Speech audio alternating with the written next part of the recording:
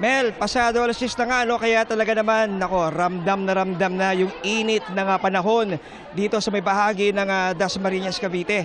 At kasabay nga niyan, kanina lamang, ay merong isang nakita tayong PWD na medyo sumama ang loob, no? Sumama ang kanyang pakiramdam.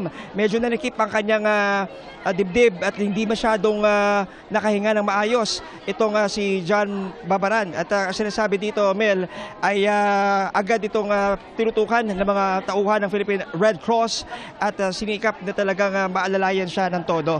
At sinasabi din dito, Mel, na galing lang siya, no? Kalalabas lang daw niya sa ospital, pero pinilit niya na talaga namang makapunta sa kanyang polling precinct para bumoto dito sa eleksyon ngayong taong ito.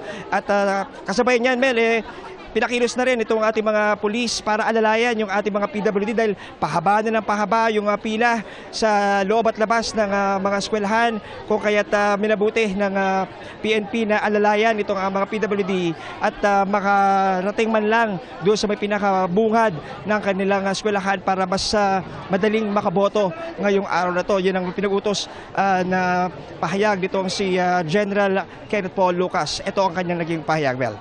Yung mga PWDs natin, yung unahan, dahil sa dami ng mga tao, ito yung mga ina-assist ng pulis natin para makapasok at makaboto kaagad. Sa ngayon, Mel, no, makikita natin sa aking likuran, mahaba na yung pila at talaga namang siksikan ng sitwasyon dito sa Santa Cruz Elementary School. Pero alam mo, Mel, na merong isang botante na pumunta sa PPCRB at medyo nagreklamo siya, no, dahil laking gulat niya, Mel, nung kanyang tingnan yung listahan at nakita yung litrato na nakalagay doon sa listahan. Katabi ng kanyang pangalan ay hindi niya litrato. No, so nagkaroon siya ng pangamba. Nako, sabi niya baka masayang lang yung ilang oras ko pag-aantay, pero buti na lang, Mel, after nga siyang kausapin ng mga election officers at ma-assess yung kanyang naging sitwasyon, ay pinayagan din siyang bumoto sa huli.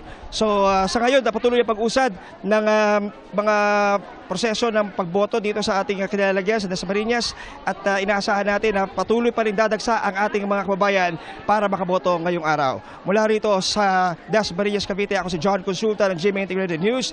Dapat totoo sa eleksyon 2025. Maraming salamat sa iyo, John Consulta.